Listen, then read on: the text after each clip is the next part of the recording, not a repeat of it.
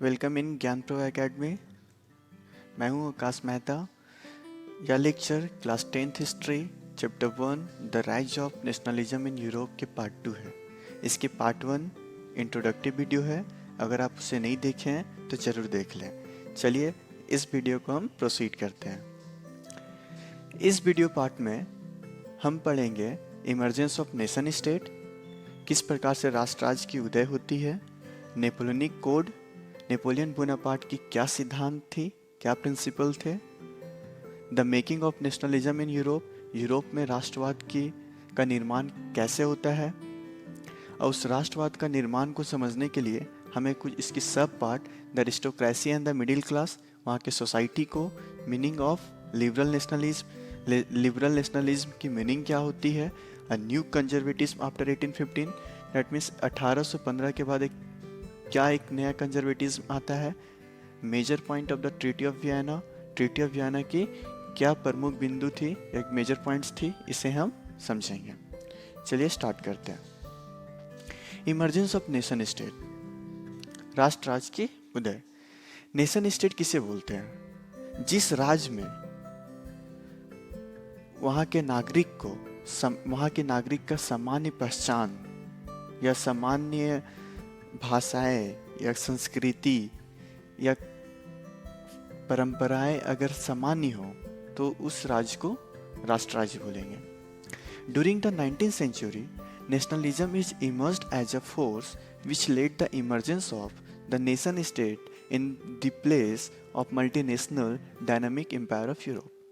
देखिए 19वीं शताब्दी में राष्ट्र राज्य एक शक्ति के रूप से उभरा, जिससे जो छोटे छोटे साम्राज्य थे वो अब राष्ट्र राज्य की ओर बढ़ रहे थे पूरे यूरोप में। The French revolution paved the way for modern nation state. अब फ्रांसीसी आंदोलन ने यह आधुनिक राष्ट्र राज्य को एक रास्ता दिखाया। The French revolution question the old monarchial order and encourage the development of nationalism. फ्रांसीसी आंदोलन सवाल उठाए थे पुराने राजतंत्र पर और प्रोत्साहित किए राष्ट्र राज्य को। To emphasise the nation as a united community. अब देखिए फ्रांसीसी आंदोलन किस प्रकार से एक संयुक्त राष्ट्र बनाने के लिए वहाँ के सिटीजन को एम्फेसाइज करते हैं। The French revolution introduce new idea like ला पाट्री, ये फ्रेंच वर्ड है, द फादरलैंड एंड ले सिटोयन द सिटीजन। देखिए फ्रांसीसी आंदोलन एक नया विचारधारा लाते हैं, दैट इज ला पाट्रे। दैट मीन्स वहाँ फ्रांस के जो सिटीजन हैं वो एकजुट होने के लिए वो वहाँ के जन्मभूमि को एक पितृभूमि का नाम देते हैं, सिंबल देते हैं कि इससे सब एकजुट हो। जो छोटे छोटे साम्राज्य में जो विभाजन है उस चीज़ को भूलकर ये बोले नहीं हम सब एक इस फ्रांस के नागरिक हैं, दैट इज ले सिटोयन। इससे क्या होता कि सब यूनाइटेड हो रहे थे। दैट मीन्स यहाँ सिंपली कॉमननेस की बात हो रही है। A new French flag amongst the French people. अब देखिए फ्रांस में एक नया फ्लैग का इंट्रोड्यूस होता है, ठीक है, मतलब पूरा फ्रांस के जितने भी नागरिक है पूरे फ्रांस के लिए सभी के लिए एक सामान्य ध्वज होगा। तो देखिए यहाँ भी सामान्यता की बात हो रही है। दैट मीन्स हर एक छोटे छोटे साम्राज्य के जितने भी हो उसके अपनी अपनी अलग अलग फ्लैग या ध्वज नहीं होंगे। पहले हर एक राजाओं का अलग अलग ध्वज हुआ करता था, इससे डाइवर्सिटीज थी। तो डाइवर्सिटीज को खत्म करने के लिए पूरे फ्रांस का एक कॉमन फ्लैग होगा। It introduced a centralized administrative system with uniform law for all citizen। देखिए वहाँ के नागरिक को सभी के लिए एक सामान्य कानून होगा और एक केंद्रित प्रशासनिक व्यवस्था होगा। रीजनल डायलेक्ट वर डिस्करेज्ड, जो हर एक साम्राज्य में अलग अलग भाषाएं बोले जाते थे उससे खत्म किया गया। एक कॉमन लैंग्वेज का घोषित किया गया। France and written in Paris was accepted as a common language of the country. चलिए अब हम लोग समझते हैं नेपोलियनिक कोड के बारे में। ये नेपोलियन बोनापार्ट है। Napoleon destroyed democracy in France. देखिए नेपोलियन के हाथ में जैसे फ्रांस की सत्ता मिलती है तो ये जो लोकतंत्र थी उसे नष्ट कर देते हैं। He introduced the civil code of 1804 also known as the Napoleonic Code। अब देखिए ये अपनी एक एक अपनी एक नया विचारधारा, डेट मीन्स एक अपनी नया सिद्धांत को लागू करते हैं 1804 में, जिसे हम लोग नेपोलियनिक कोड के नाम से जानते हैं। अब देखिए नेपोलियनिक कोड क्या था। The code removed all privileges based on birth. अब जितने भी जन्म के आधार पर जो भी हमें विशेष अधिकार थी, जो हम लोग फर्स्ट स्टेट और सेकेंड स्टेट डेट मीन्स कलर्जी और नोबल्स लोग को जो मिलते थे, उसे अब खत्म कर दिया गया। He established equality before the law. ये समानताएं लाए कानून के सामने, कानून के प्रति।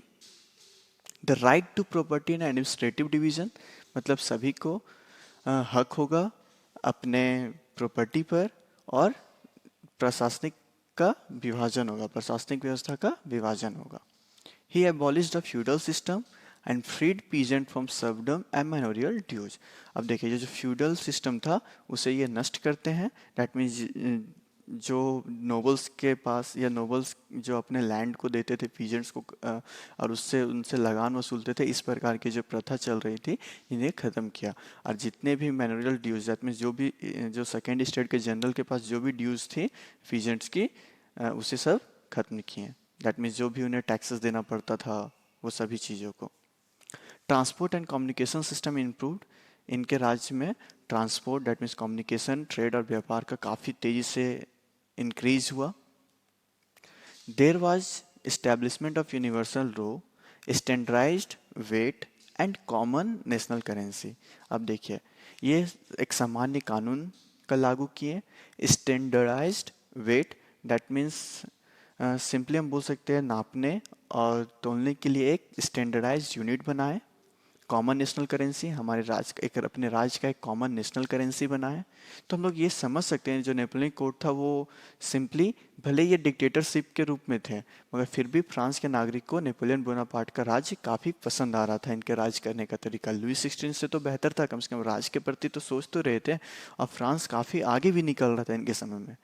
मगर इनका पतन तब शुरू होता है जब ये फॉरेन लैंड को जो इनके जो नेबरिंग होते हैं उसको ऑक्युपाई करना चाहते हैं। इसके चलते वो ज़बरदस्ती आर्मी में भर्ती करने लगते हैं लोगों को, और उस राज्य से टैक्सेस भी वसूलने लगते हैं, जिसके कारण इनका निगेटिव इफेक्ट पूरे फ्रांस में पहुंचता है। तो देखिए French armies conquered some of the foreign land so that they increase in taxes. जैसा कि मैं बोला, फ्रेंच आर्मीज क्या करने, जो फॉरेन लैंड के नेबरिंग कंट्रीज हैं उनको अब ये कैप्चर करने लगे थे, so that they increase in taxes, जिसके कारण इनको टैक्सेस ये बढ़ाने लगे, और ज़बरदस्ती फ्रेंच आर्मी को अपने मिलिट्री में भर्ती कर रहे थे, जिसके कारण इनका काफ़ी निगेटिव इफेक्ट पहुंचा पीपल्स के बीच में। तो ये था नेपोलियन बोनापार्ट के बारे में। अब नेपोलियन बोनापार्ट से लोग तंग आ रहे थे इनकी विचारधारा से। अब नेपोलियन बोनापार्ट से तो आज़ादी तो चाहिए थी, फ्रीडम तो चाहिए थी। अब देखिए किस प्रकार से यहाँ के लोगों को नेपोलियन बोनापार्ट से आज़ादी मिलती है। The making of nationalism in Europe, किस प्रकार से यूरोप में राष्ट्रवाद का निर्माण होता है। Germany, Italy and Switzerland were divided into kingdoms, duchies and canton in mid 18th century, whose ruler had autonomous territory। 18वीं शताब्दी के मध्य में जर्मनी, इटली और स्विट्जरलैंड के राज्यों का जो छोटे छोटे राज्यों में जो विभाजित किया गया था, जिनके शासकों के पास स्वायत्त क्षेत्र थे। डैट मीन्स ऑटोमोनस टेरिटरीज मीन्स हम बोल सकते हैं डैट मीन्स जो राजाओं के अधीन में थी। तो ये जो जर्मनी, इटली या स्विट्जरलैंड, जो छोटे छोटे राज्यों में जो जिनका विभाजन था 18वीं शताब्दी में, तो उनके शासकों के पास एक ऑटोमोनस टेरिटरीज थी। डैट मीन्स उनके अधीन में थी उनकी क्षेत्र। They did not share a collective identity and a common culture, जो जहाँ पे ना सामान्य पहचान थी और ना ही सामान्य संस्कृति थी। तो इससे हम लोग समझ सकते जहाँ पे जिस राज्य में सामान्य पहचान ना हो, सामान्य संस्कृति ना हो, तो उसे हम राष्ट्र राज्य नहीं बोल सकते हैं। तो देखिए क्या इम्पोर्टेंट फैक्टर थी जिससे राष्ट्रवाद की उदय होती है यूरोप में। Some important factors led to the rise of nationalism in Europe. These are the rise of new middle class, नया आधुनिक वर्ग का उदय होना, the spread of the ideology of liberalism, liberalism उदारवाद की क्या विचारधाराएं स्प्रेड होती है, the new spirit of conservatism and the treaty of Vienna. The new spirit of conservatism क्या है? देखिए, कंजर्वेटिज्म मीन्स होती है जो पुराने ट्रेडिशन को मानने वाला, ठीक है, जो पुराने ख्यालों को मानते हैं, डैट मीन जिनको मानना है कि हाँ मोनार्कियल सिस्टम सही है, हाँ चेंजेस चाहते हैं, मतलब ये सोसाइटी में चेंजेस धीरे धीरे चाहते हैं। तो एक नया कंजर्वेटिज्म क्या आता है, ठीक है, उसे समझेंगे। और ट्रीटी ऑफ वियना क्या है, ठीक है। फिर राइज ऑफ रिवॉल्यूशनरीज, क्रांतिकारियों का किस प्रकार से उदय होता है। चलिए स्टार्ट करते हैं हम लोग। सबसे पहला है the rise of new middle class, that means वहाँ की society, the aristocracy and the new middle class. The aristocracy was a dominant class in the continent by socially and politically. देखिए, जो अरिस्टोक्रेसी है, दैट मीन्स जो rich peoples, जो nobles हैं, वो क्या है, उस मतलब अपने राज्य की एक डोमिनेंट क्लास है, सामाजिक स्तर पे भी और राजनीतिक स्तर पे। डैट मीन्स ये शोषण करते हैं पुअर्स पीपल को। They own state and property both in countryside and town houses. अब देखिए, इनके जितने भी बिजनेस, या सिंपली हम बोल सकते हैं जो भी इकोनॉमिक या पैसे की बात हो या प्रॉपर्टी की बात हो, वो चाहे कंट्री साइड में बोले या विलेजेस एरियाज में या शहर में, सभी जगह पे इनका कंट्रोल था। Due to industrialization, the new social group, the working class population and middle classes made up of industrialist, businessmen, professional came into being. अब देखिए, अब जो इंडस्ट्रियलाइजेशन होती है, ठीक है, अब इंडस्ट्रियलाइजेशन का उदय होती है, जिससे क्या होता है, एक नया सामाजिक वर्ग सामने आता है। जैसे हम बोल सकते हैं कि जो जो सिंपली जो थर्ड स्टेट के मेंबर, उसमें तो मिडिल क्लास पीपल लोग भी आते थे, उसमें लॉयर्स भी आते थे, टीचर्स भी आते थे, काफ़ी एजुकेटेड पर्सन आते थे। अब वो भी है, सो इंडस्ट्रियलिस्ट के फील्ड में प्रोडक्शन कर रहे थे गुड्स का, ट्रेड और व्यापार कर रहे थे, जिनसे अब वो भी इस वर्ग में शामिल हो रहे थे, एक नया वर्ग का उदय हो रहा था। It was among the educated middle class, देखिए इसमें वही शिक्षित लोग थे। They demanded the idea of national unity and gained popularity. जो किस चीज़ का डिमांड करते हैं, संयुक्त राष्ट्र की डिमांड करते हैं, और ये काफ़ी तेज़ी से इनकी विचारधारा पॉपुलर होती है, जो इन्हें सक्सेस मिलती है। Idea of national unity in the 19th century Europe were closely related to the ideology of liberalism. समझिए, 19वीं शताब्दी के शुरुआत में, दैट मीन्स एक जो संयुक्त राष्ट्र की जो आइडियोलॉजी थी, वही यूरोप में, यूरोप की जो आइडियोलॉजी थी, आइडियोलॉजी ऑफ लिबरलिज्म, वो दोनों एक जैसे थी। मतलब यूरोप में भी अब आइडियोलॉजीज ऑफ लिबरलिज्म की बातें हो रही थी। For new middle classes, liberalism stood for freedom for the individual and equality of all before the law. That means देखिए, आइडियोलॉजी ऑफ लिबरलिज्म क्या थी, सिंपली आप समझिए कि डैट मीन्स फ्रीडम चाहिए था यहाँ के सिटीजन को, स्वतंत्रता की बातें कर रहे थे, और सभी लोगों का कानून के सामने सम्मान हो, ठीक है। डैट मीन्स किसी प्रकार के भी डिस्क्रिमिनेशन ना, इक्वालिटी की बात हो, इसी को बोलते हैं आइडियोलॉजी ऑफ लिबरलिज्म। तो भाई सिंपली जो 19वीं शताब्दी के शुरुआत में पूरे यूरोप में आइडियोलॉजी ऑफ लिबरलिज्म की बातें हो रही थी, ये फैल रही थी। अब हम लोग समझते हैं न्यू कंजर्वेटिज्म आफ्टर 1815, ठीक है। The European power like Britain, Russia, Persia and Austria who had collectively defeated the Napoleon in the Battle of Waterloo in 1815, this result to Treaty of Vienna।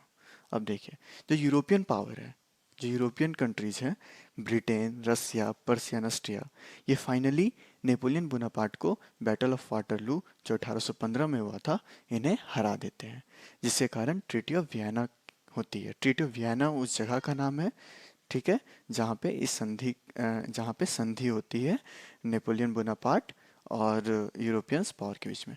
आखिर हम ये समझते हैं कि यूरोपियन पावर क्यों Napoleon Bonaparte मोनार्को से युद्ध करते हैं। क्यों वार होती है दोनों के बीच में?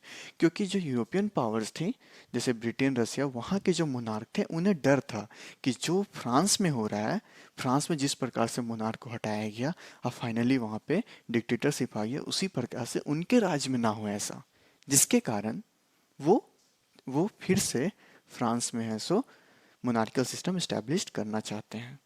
इसलिए इसलिए वो ऐसो नेपोलियन बोनापार्ट से युद्ध करते हैं, जो युद्ध battle of Waterloo, that means Waterloo में हुआ था। फाइनली इस युद्ध में नेपोलियन बोनापार्ट की हार होती है, और जिससे कोई भी युद्ध होती है तो उसके बाद एक संधि होती है, उस संधि का नाम दिया गया treaty of Vienna. European government were driven by spirit of conservatives. देखिए, क्योंकि यूरोपियन गवर्नमेंट क्या चाहते थे, यूरोपियन गवर्नमेंट का स्पिरिट ऑफ कंजर्वेटिव्स को बचा कर रखना चाहते थे। डैट मीन्स मोनार्कियल का राज्य हो, पुराने ट्रेडिशन की लुप्त ना हो, जो पुराने परंपराएं चल रही है उसकी समाप्ति ना हो। ठीक है, कंजर्वेटिव्स बिलीव, देखिए कंजर्वेटिव्स क्या है, conservatives believe that establishment establish traditional institution of the state and the society like the monarchy, the church, social hierarchies, property and the family should be preserved. Simply conservatives की क्या क्या विचारधारा थी? उनका मानना था कि जो आधुनिक सॉरी कंजर्वेटिज्म का मानना था, जो पुराने संस्थाएं हैं राज्य और सोसाइटी का, जैसे मोनार्क हो गए, चर्च हो गए, या उनके प्रॉपर्टी हो गए, या उनके कल्चर्स या फैमिली जो ट्रेडिशन है उसे संरक्षित करके रखना है। मतलब ये चेंजेस नहीं चाहते थे। The Congress was hosted by the Austrian chancellor. अब फाइनली ये जो जब यूरोपियन कंट्रीज की बैटल ऑफ वाटरलू में विजय होते हैं, उसके बाद जो जो चांसलर बनते हैं वो ऑस्ट्रिया के राजा ड्यूक मेटरनिक बनते हैं। And draw up the treaty of Vienna of 1805। जो जो ड्रीव up the treaty of Vienna, जो ट्रीटी ऑफ वियना संधि, दैट मीन्स 1815 को सामने रखते हैं। और वो क्या क्या ट्रीटी ऑफ वियना में क्या मेजर पॉइंट थी उसे हम समझते हैं। ये ट्रीटी ऑफ वियना कौन से ऑस्ट्रिया के किस चांसलर ने बनाया था, ये एग्जाम में पूछी जाती है। तो उनका नाम क्या था? ड्यूक मेटरनिक, ध्यान रखिएगा। अब देखिए क्या मेजर पॉइंट थे इस संधि का, ट्रीटी ऑफ वियना का। The Bourbon dynasty which had been deposed during the French Revolution was restored to power। अब देखिए फ्रेंच रिवॉल्यूशन, फ्रांसीसी आंदोलन में फाइनली क्या हुआ था, जो लुई 16 जो बॉर्बन डायनेस्टी से बिलोंग करते थे उन्हें तो हटा दिया गया था राज्य गद्दी से। तो फिर से अब ये कंजर्वेटिज्म क्या चाहते थे कि प्रिजर्व किया जाए मोनार्कियल सिस्टम को, तो ये फिर से बॉर्बन डायनेस्टी को रिस्टोर करते हैं, दैट मीन्स फिर से उसको सत्ता में लाते हैं। France lost the territories it had annexed under Napoleon. और नेपोलियन के अंदर जितने, नेपोलियन के समय में जितने भी राज्य को ये जो जीते थे उन्हें अब छीन लिया जाता है। A series of states were set up on the boundaries of France to prevent its expansion in future। अब देखिए इस राज्य के जो बाउंड्री, जो ऑर्डर लाइन है इस कंट्री का, उसके अराउंडिंग एक सेटअप, एक सिंपली एक बाउंड्री क्रिएट किया जाता है, जिससे ये फर्दर ऐसा फ्यूचर में फ्रांसिसो एक्सपेंड नहीं कर पाए अपने टेरिटरी को, अपने साम्राज्य को ये बढ़ा ना सके। Persia was given an important new territories on its western frontier, while Austria was given control of northern Italy। अब देखिए पर्सिया को एक नया टेरिटरीज वेस्टर्न फ्रंटियर में मिलता है, और ऑस्ट्रिया को नॉर्दर्न इटली में कंट्रोल मिलता है। German confederation of 39 states that had been set up by Napoleon was left untouched।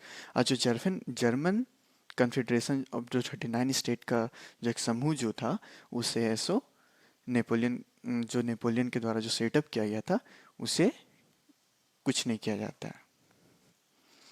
In the east the Russia was given a part of Poland. अब देखिए ईस्ट में रसिया को दे दिया जाता है कुछ पार्ट पोलैंड का, और Persia was given a portion of Saxony, और पर्सिया को सैक्सोनी का पोर्शन मिल जाती है।